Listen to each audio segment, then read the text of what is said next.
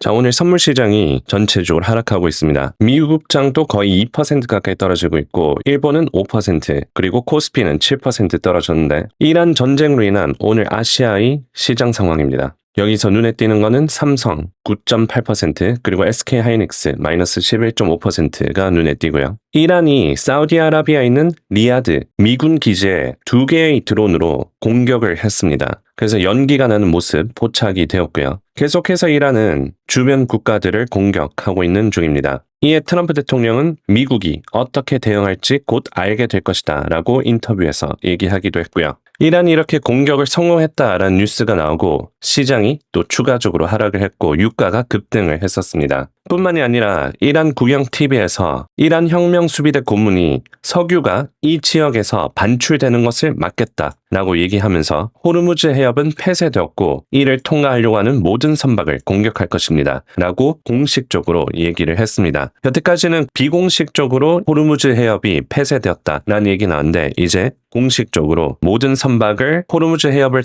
통과하려고 하는 모든 선박을 공격할 것이다 라고 엄포를 해놓은 상태죠. 호르무즈 지역을 보면 이렇게 활발하게 뚫려 있다가 점차 줄어들고 현재는 거의 멈춰 있는 상태입니다. 영공도 현재 시리아, 이란, 이라크, 쿠웨이트 등 닫혀져 있는 상태고요. 오늘 장중에 호르무즈 해협이 공식적으로 폐쇄가 되면서 달러 지수가 급등하고 S&P 증시가 급락하고 유가가 다시 급등을 했었습니다. 그때 글로벌 원유 가격이 7% 정도 오르고 있었는데 해당 뉴스가 나오고 거의 10% 가까이 뛰기도 했었고요. 오늘 트럼프 대통령이 이란에 대해서 연설을 했었죠. 그 중에서 예상 기간이 4주에서 5주 정도 될 것이다 라고 얘기를 했습니다. 훨씬 더 길어질 가능성도 있지만 지금으로서는 예상보다 더 빠르게 진행되고 있다 라고 얘기를 하면서 이 이란 전쟁이 빠르게 완화될 거라는 기대감을 심어주기도 했었습니다. 전쟁부 장관 헤그세스도 나와서 이거는 끝없는 전쟁이 아닙니다 라고 얘기를 하면서 그래도 끝이 있을 것이라는 걸 시사하기도 했었고요.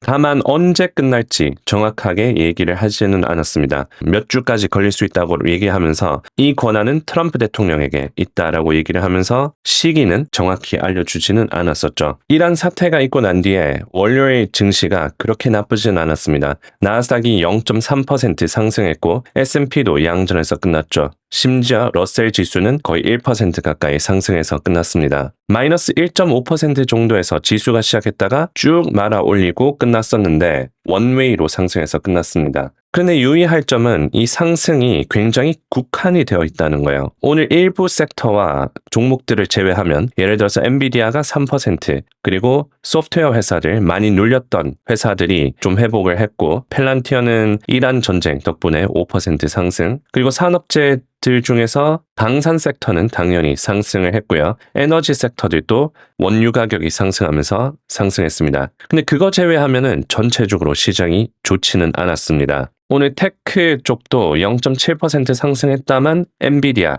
지난주에 실적 발표를 하고 변동성 높은 상태라서 3%나 뛰면서 올랐는 것 덕분에 이 테크 섹터가 상승을 했다고 볼 수 있고요. 그 외로는 엔비디아랑 소프트웨어 회사들 빼면 전부 다 마이너스로 끝났어요. 에너지랑 산업재만 오른 겁니다. 자, 이게 아시아 증시였는데 일본 니케이는 5% 정도 떨어지고 코스피도 7% 가까이 떨어졌습니다. 당연히 또 눈에 띄는 거는 이 삼성전자와 SK하이닉스 거의 10% 가까이 떨어졌었고요. 그래서 요약을 하자면 월요일 증시가 반등한 이유는 생각보다 억제된 원유 가격의 상승, 저항이 있었죠. 국제 유가가 $80를 넘지는 않았었습니다. 그리고 이를 저가 매수의 기회로 보는 심리 덕분에 월요일장이 상승했었습니다. 하지만 월요일 상승세는 굉장히 일부 섹터에 국한이 되었고 엔비디아 같은 일부 종목을 제외하면 섹터 전체적으로는 하락으로 마감을 했습니다. 따라서 월요일 상승은 일시적인 현상일 가능성이 있고 앞으로 계속해서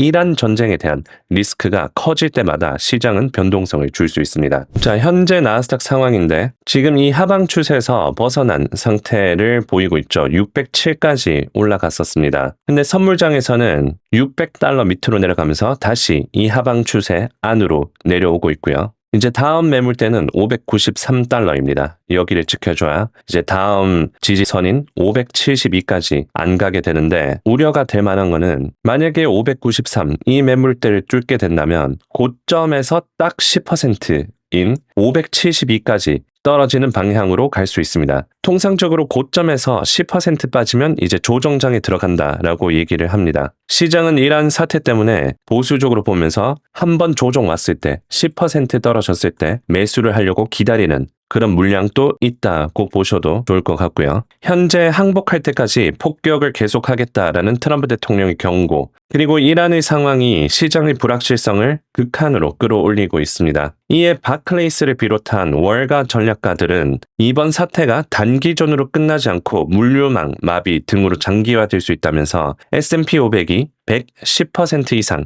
하락하기 전까지는 섣불리 저가 매수에 나서지 말라라는 경고를 보내기도 했었고요. 지금 들리는 얘기에 의하면 이렇게 크루드 오일이 급증을 하고 있죠. 이게 좀 내려와야 되는데 지금 원유 물량이 굉장히 많이 풀려 있다는 얘기도 있습니다. 미국이 전략 석유 비축량을 계속해서 쌓아오기도 했었고 일요일 오펙 회의에서 증산을 매일 13만에서 20만으로 늘린다라는 얘기도 있었고요. 추가적으로 증산을 할 수도 있다라는 여지도 뒀습니다. 지난번에 이스라엘이랑 미국이 이란을 공격했었을 때는 6월 13일에서 6월 24일까지 공격이 진행됐었습니다. 그때 주가를 보시면 6월 13일부터 24일까지 이렇게 보합하면서 떨어지다가 이제 전쟁이 끝났다.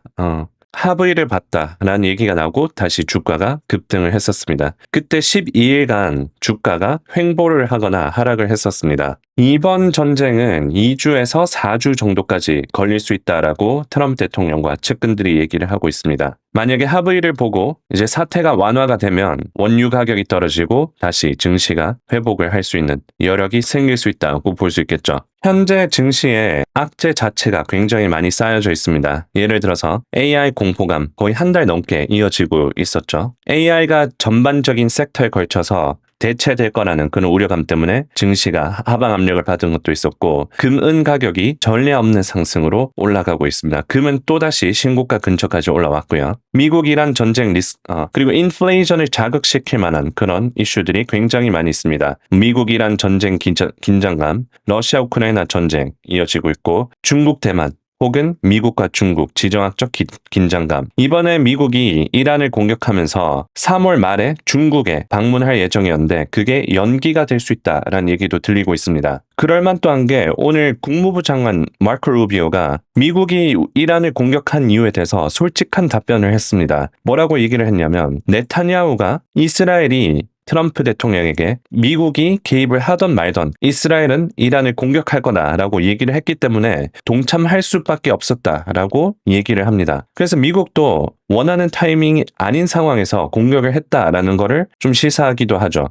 그래서 이렇게 헤드라인 뉴스로 뜨기도 했었습니다. 하메네이의 사망으로 트럼프의 중국 방문에 대한 의문이 제기되고 있다. 이번 달 말에 트럼프 대통령이 중국을 방문할 예정이었습니다. 심지어 날짜까지 잡혀져 있었죠. 3월 31일부터 4월 2일까지. 그래서 거기서 관세에 대한 얘기도 하고 협상도 하고 호재가 될 만한 그런 기대감이 있었는데 이 기대감마저 좀 사라지고 있는 상황이죠. 그래서 이란을 공격한 이유가 네타냐후 때문에 억지로 끌려서 같이 공격을 하게 되었다라는 그런 얘기를 국무장관이 얘기를 했고요. 그래서 트럼프 대통령도 굉장히 머리가 아픈 상황일 겁니다. 지금 이 전쟁으로 인해서 물가 지수가 상승하고 중국이랑 협상도 밀려나게 된다면 물가를 잡으려고 하는 시도가 굉장히 까다롭게 되고 물가 지수 상승이 이어지면 경기 둔화 그리고 더 낮은 지지율로 갈 수 있게 되겠죠. 심지어 11월 중간 선거에 대한 불확실성이 더 커지면서 이제 트럼프가 추진했던 정책들이 암호화폐나